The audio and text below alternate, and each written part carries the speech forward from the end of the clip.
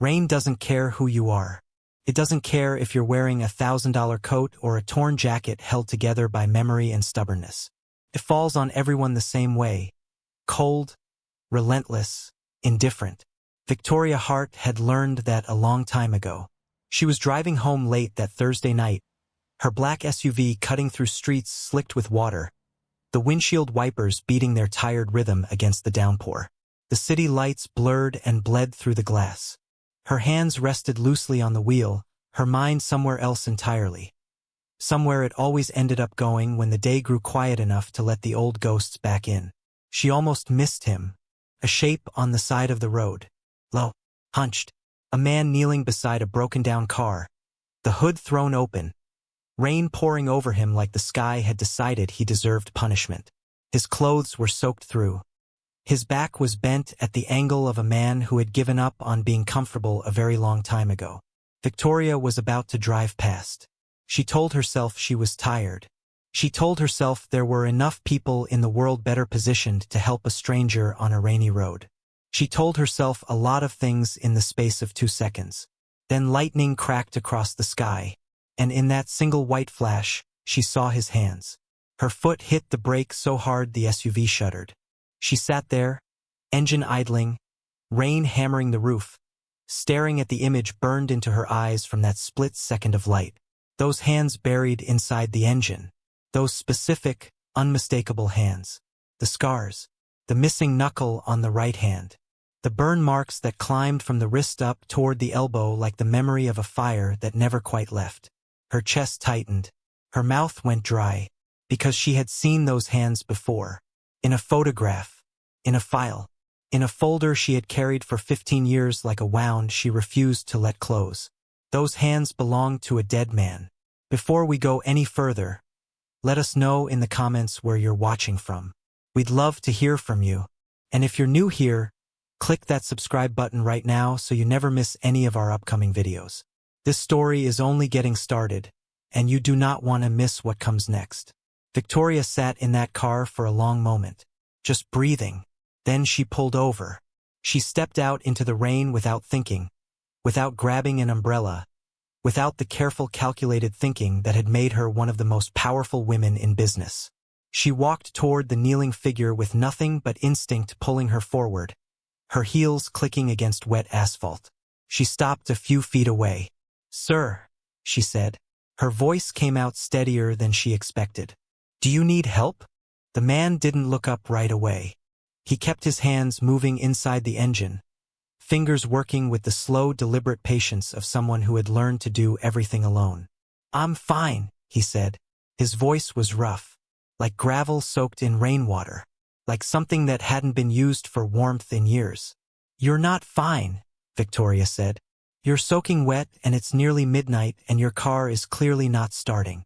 A pause. "I'll manage. Let me call someone. A mechanic. I'll pay for it. I don't need your money." There was something in the way he said it. Not pride. Not anger. Something much quieter and much more defeated. Like a man who had learned the hard way that other people's help always came attached to something dangerous. Victoria took one step closer. That's when he finally looked up. And for a moment, neither of them moved. He was older than the photograph. Of course he was. 15 years did that to a person, and whatever those years had contained for this man had done more damage than time alone could account for. His face was deeply lined. His eyes were sunken. His hair had gone fully gray and clung to his forehead in wet strings. But the eyes. She knew those eyes too. "Daniel," she whispered.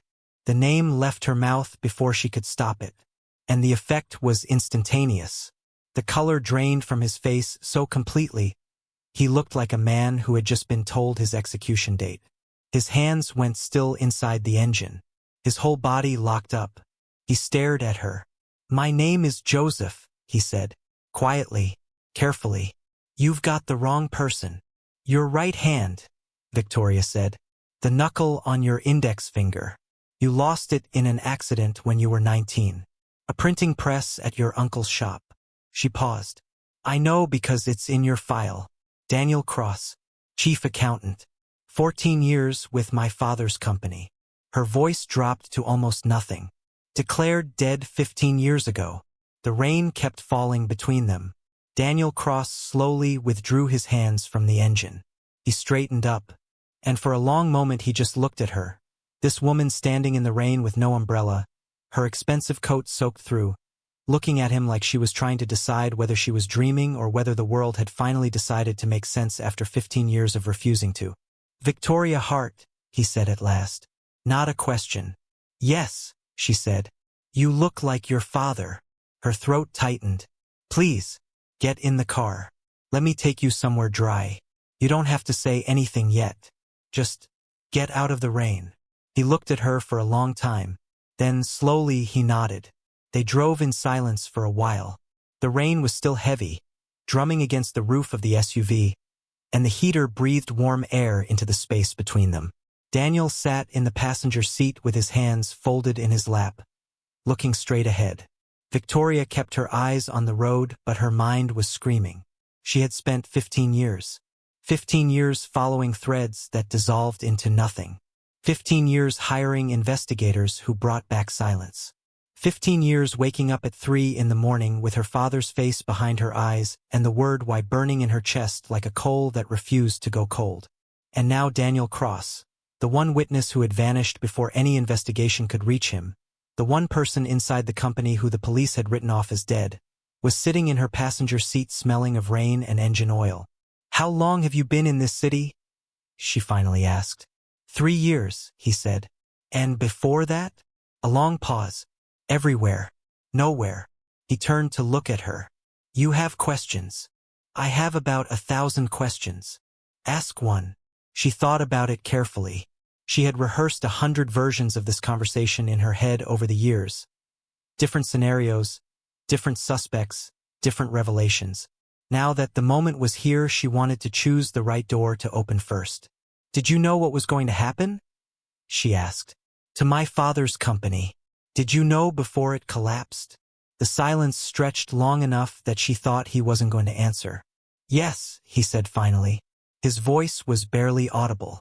"I knew." Her grip tightened on the steering wheel. "Why didn't you stop it?" "I tried." Something moved across his face. Pain so old it had become structural, built into his bones. "I found the irregularities 8 months before everything went public. Hidden accounts, fabricated contracts, money being siphoned from subsidiaries in amounts small enough not to trigger audits but consistent enough to add up to hundreds of millions over time." He exhaled slowly. "I went to your father." Victoria's heart was hammering now. "What did he say?" "He already knew," Daniel said. "He'd discovered it 2 weeks before I brought it to him. He told me to keep quiet, that he was handling it, that he needed 30 days. He paused. He said, and I remember this exactly.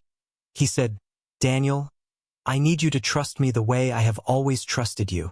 Victoria felt something crack open very quietly in the center of her chest. She pulled the car to the side of the road. She put it in park. She turned to face him fully. "And you trusted him." "I trusted him." His jaw worked. "And 30 days became 60. And then 60 became 90. And then one morning I came to work and the building was locked and there were reporters outside and your father was on every screen being called a fraud. And you. And I tried to tell the truth," Daniel said. His voice cracked slightly on the last word, just slightly, like a bone under too much weight. "I went to the investigators. I gave them a statement. I told them what I had found, what your father had said, what I believed was happening." He stopped. "What happened then?" He held up his scarred hands. 3 days after I gave that statement," he said, 2 men came to my apartment. They didn't identify themselves. They told me very clearly that if I said another word to anyone, they would kill my daughter." The words fell into the car like stones into still water. Victoria couldn't speak. "She was 7 years old," Daniel said. His voice had gone completely flat, the flatness of someone who had learned to say an unbearable thing in a bearable way. 7 years old, and they knew her name, her school, her teacher's name, what color her school bag was. He exhaled. "I believed them. So you ran." "I tried to run." He looked down at his hands. "They found me twice. The second time is where these came from. He turned his palms over slowly. The scars caught the faint light from outside. I was in a car when they ran me off a road and set it on fire. They assumed I died in it. A pause. I let them assume that. Victoria pressed her fingers to her mouth. Your daughter, she said carefully. Is she safe? He said. And for the first time something shifted in his face. Something softer. Something that had survived everything else. I sent her to live with her grandmother in another country the week I disappeared. I haven't spoken to her since. To protect her. His voice was very quiet now. She thinks I'm dead, like everyone else. Silence. Daniel, Victoria said, and her voice came out rough despite everything. You said the evidence still exists. His eyes moved to her, careful, measuring. Before I ran, he said, I made copies of everything. The accounts, the contracts, the internal communications, audio recordings of meetings. He paused. I hid them, not in any one place. Pieces of it in different places. I kept the most critical piece on me at all times. Another pause, longer this time. But a year ago I got sick. Nothing fatal. But bad enough that I realized I needed to get the evidence out of my hands and into someone's I could trust. His eyes didn't leave her face. So I gave it to someone. Victoria went very still. Who? She said. Daniel looked at her for a long moment. Then he said a name. And Victoria Hart, who had built $1 billion company from nothing and faced down boardrooms full of hostile men without blinking, felt the floor disappear from beneath her. Because the name Daniel Cross said was the name of Marcus Webb, her executive director, the man who had been with her company since the beginning, the man who had helped her rebuild after her father's fall, the man she called when things went wrong, the man who had access to everything. She drove Daniel to a small hotel and paid for 3 nights in cash. She told him not to use his phone, not to open the curtains, not to speak to anyone until she contacted him. He looked at her with those exhausted, ancient eyes and said, Victoria, be careful who you trust on this. I know, she said. No, he said quietly. I mean everyone. I mean people you think you know. People who have been beside you for years. He paused. The people who destroyed your father didn't do it from a distance. They did it from inside his circle. From inside his trust. A beat. That's the only place that kind of damage can be done. She nodded. She went home. She didn't sleep. The next morning Victoria watched Marcus Webb from across the office with new eyes. He was exactly as he always was, calm, efficient, warm in that practiced, dependable way. He brought documents to her desk. He anticipated her needs before she stated them. He laughed at the right moments and grew serious at the right moments. But now she was looking for something different. And slowly, quietly, she began to see it. The way his eyes cut to her phone when she was looking at messages. The half-second of tension in his jaw when she mentioned her father, just casually, just dropping it into conversation to watch what happened. The way he excused himself for an unusually long time after she mentioned she'd been going through some old financial records. She hired a private investigator that afternoon. Someone outside her company. Someone she had never used before and had no connection to any of her existing people. Within 4 days, the investigator came back with something. Marcus Webb had met 3 times in the past 2 years with a man named Gerald Aston. Victoria knew that name. Gerald Aston was one of the men who had sat on the board of her father's company 20 years ago. One of the men who had signed the documents declaring the company insolvent. One of the men who had publicly testified that her father was responsible for the fraud. One of the men who had walked away wealthy while her father died in disgrace. Victoria went to Marcus that evening when the office was empty. She sat down across from him, and she said, very quietly, "Tell me about Gerald Aston." The change in his face was immediate. Not guilt, not exactly. Something more complicated than that. Something that looked almost like relief. Like a man who had been holding his breath for so long that being caught was almost welcome. "Victoria," he started. "Don't," she said. "Please, don't start with my name like that. Just tell me the truth." A long silence. Then Marcus Webb put his head in his hands. "I didn't have a choice," he said. His voice was muffled and broken and small in a way she had never heard from him before. "I know how that sounds. I know that's what everyone says. But Victoria, they came to me 6 years ago when I first joined your company. They told me—" He stopped, started again. "They told me they would hurt my wife. They had pictures. They had our children's names. They had everything." He looked up. His eyes were red. "They told me what they wanted. Updates. Whenever you got close to anything that connected back to them. Who you were meeting. What investigators you were using." He exhaled. "That's all they asked for. Just information."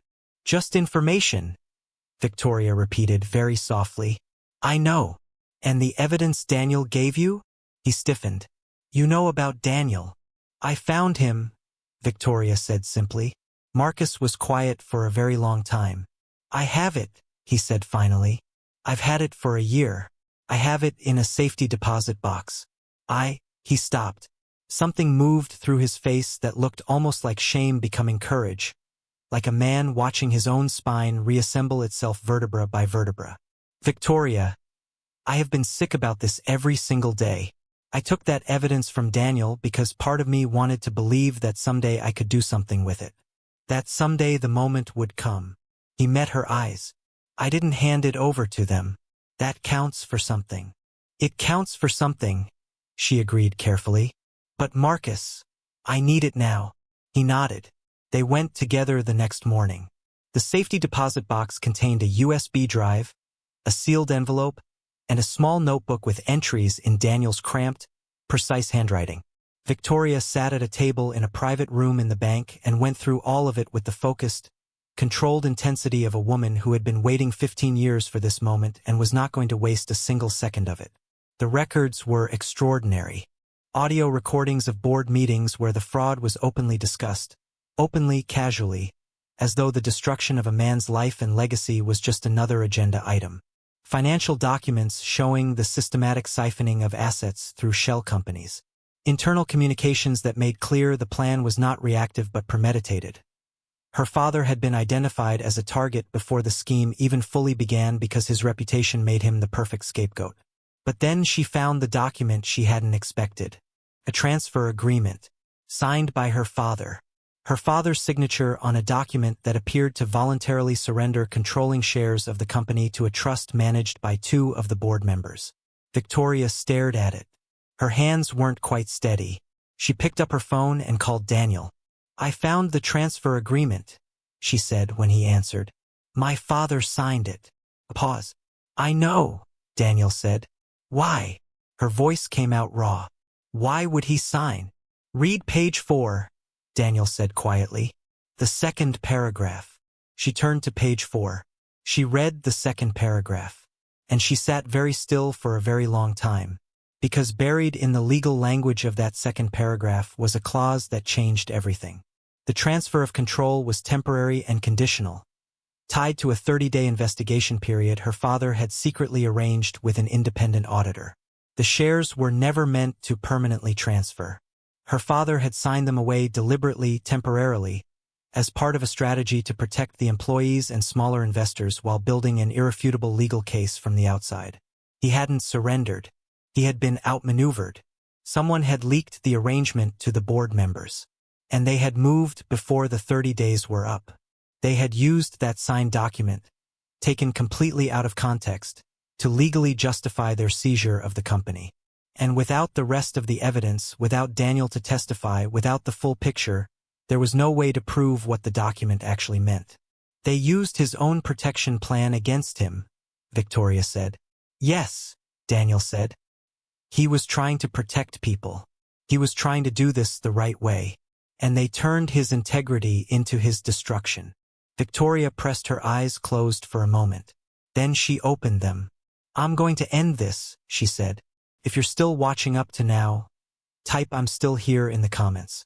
Because what comes next is the part of this story that will change everything, and we want to know you're with us."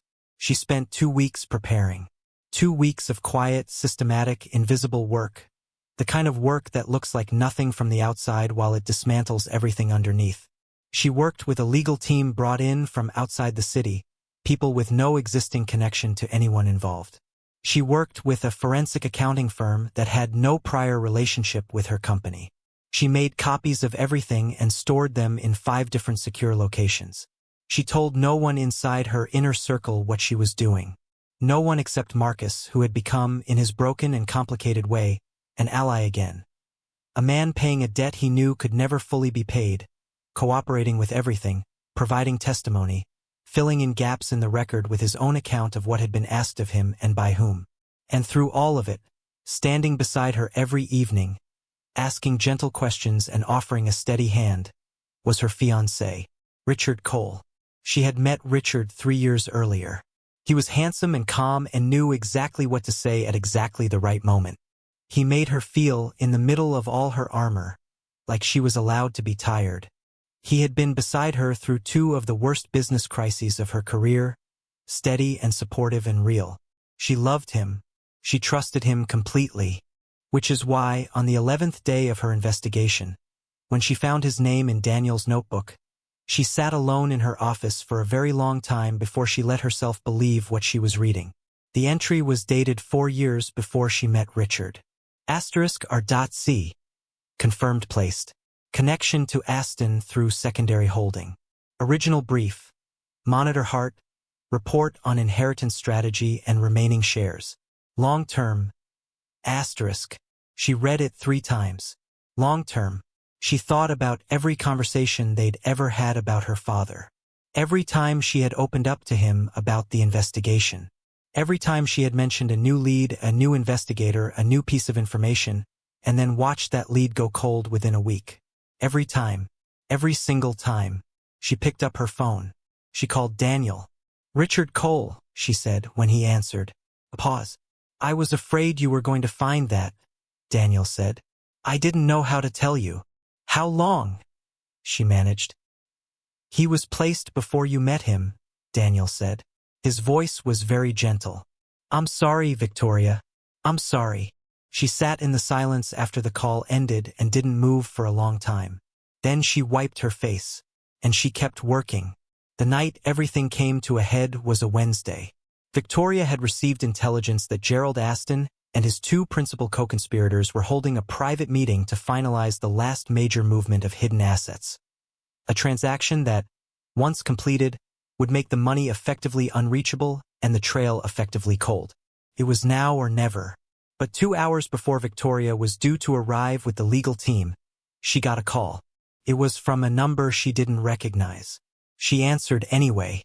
There was the sound of a room, ambient noise, and then a voice she recognized, Daniel's, saying her name once, in a tone that made every hair on her arms stand up. Tired, in pain, resigned.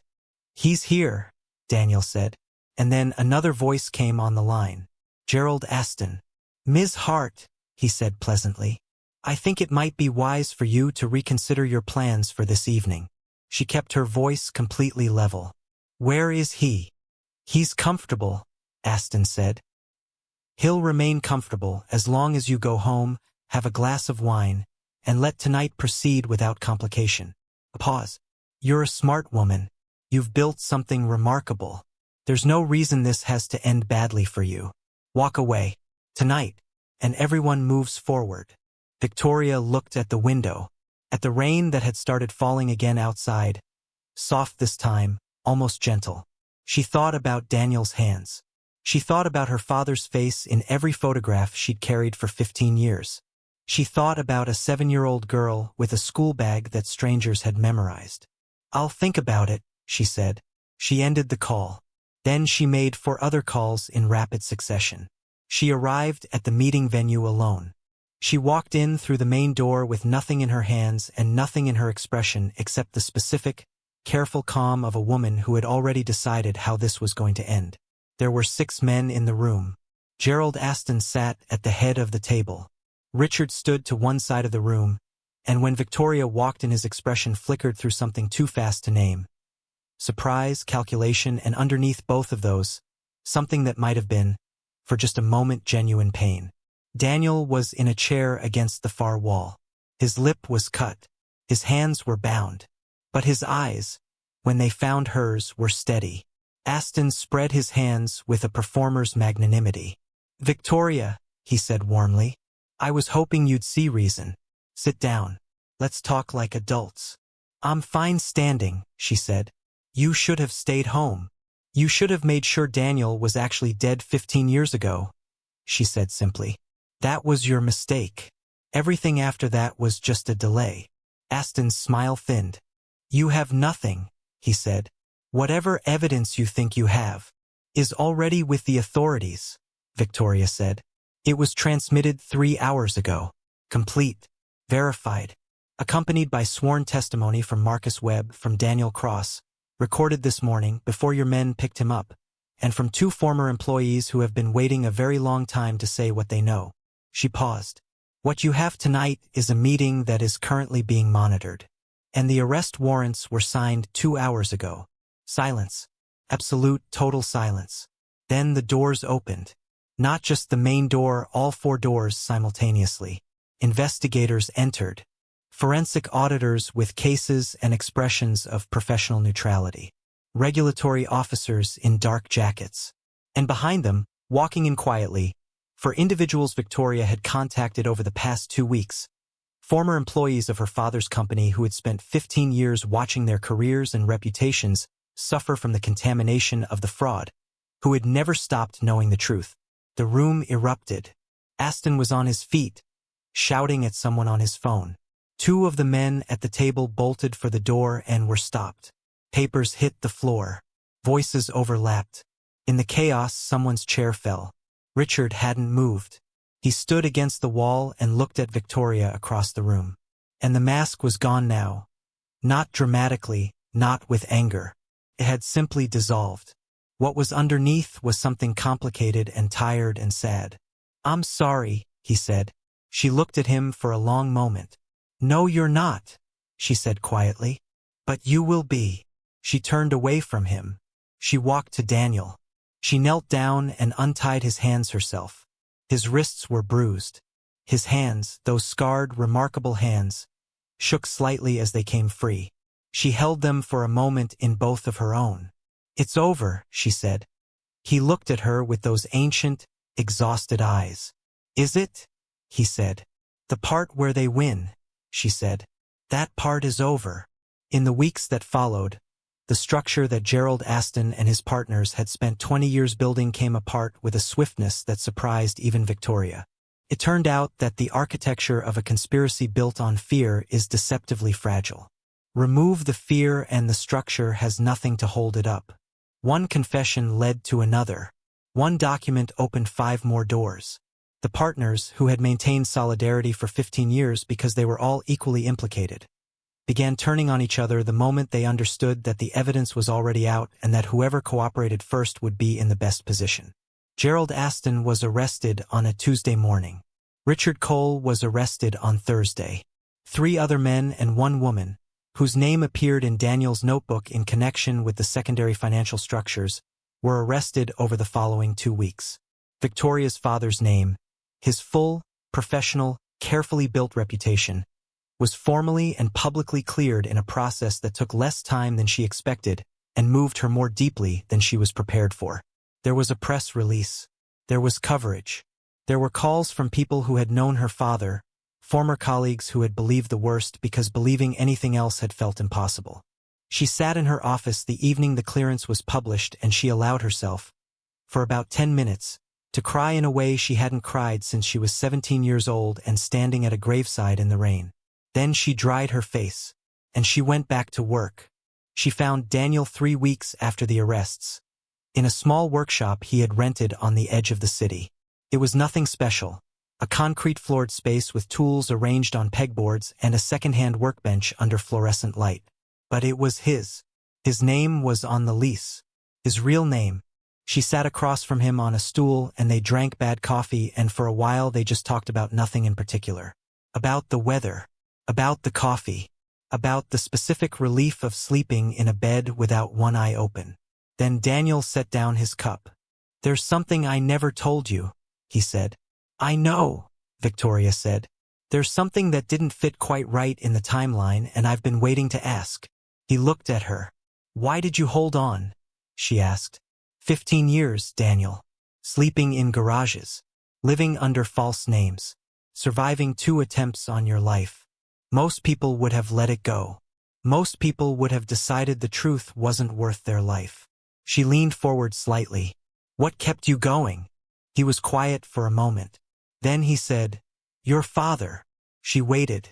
It wasn't when I worked for him, Daniel said. It was before. Years before, when I was 23 years old and completely broke, and I had made some decisions, bad decisions, that had cost me everything. I had a daughter to feed and no job, and I had borrowed money from people who were becoming impatient. He paused. I met your father by accident. A chance encounter. I'm not even sure he remembered it afterward. But he spent 40 minutes talking to me. Not giving me advice. Not lecturing me. Just talking to me like I was a person who was worth talking to. And at the end of it, he handed me a business card and said, Come and see me next week if you want work. That's all. No conditions. No expectation. Victoria's throat was tight. I went, Daniel said. And he gave me a chance that nobody else in the world was going to give me at that point in my life. He didn't do it because he expected anything back. He did it because it was right. He looked down at his hands. I made him a promise that day, privately, in my own heart. I told myself that whatever that man ever needed from me, I would give it, whatever it cost. He turned his palms over slowly. I didn't know what it was going to cost, but I had given my word. And a promise is either real or it isn't. A pause. That promise kept me alive. On the worst nights, when everything in me wanted to stop fighting, I would remember that I hadn't finished yet, that I still owed him. He looked up. Now I don't owe him anymore. Victoria looked at him for a long moment. He would have told you that you never owed him anything, she said. I know, Daniel said. That's exactly the kind of man he was. Now, before we close this story, let's take a moment. Because there is something in this story that deserves more than just an ending.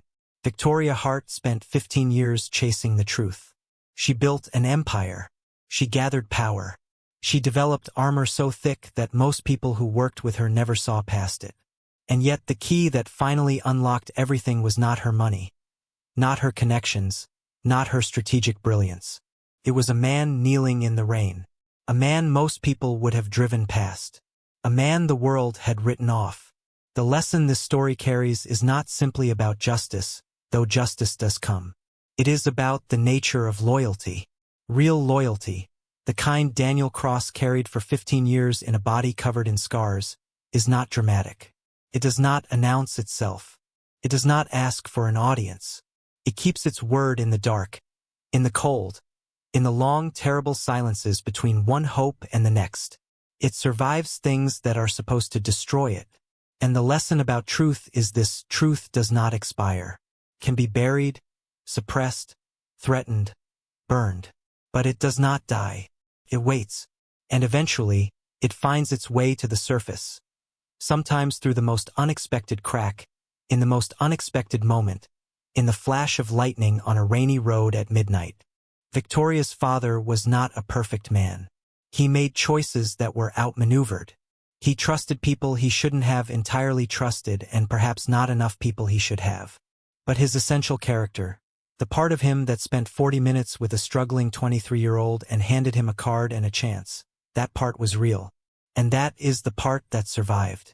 Not in documents, not in financial records, in Daniel's hands, in the promise that lived inside those scars for 15 years. Character, this story reminds us, is not revealed when life is comfortable. Character is revealed when everything has been stripped away and you are kneeling in the rain at midnight, and the question is whether you still believe the promise you made was worth keeping. Daniel Cross believed it was. And because he did, a daughter got her father's name back. And a billionaire, for the first time in 15 years, was able to put down the weight she had been carrying since she was 17 years old and standing at a graveside. And somewhere, in another country, a woman who had grown up believing her father was dead received a phone call. and a voice she had not heard in 15 years said her name.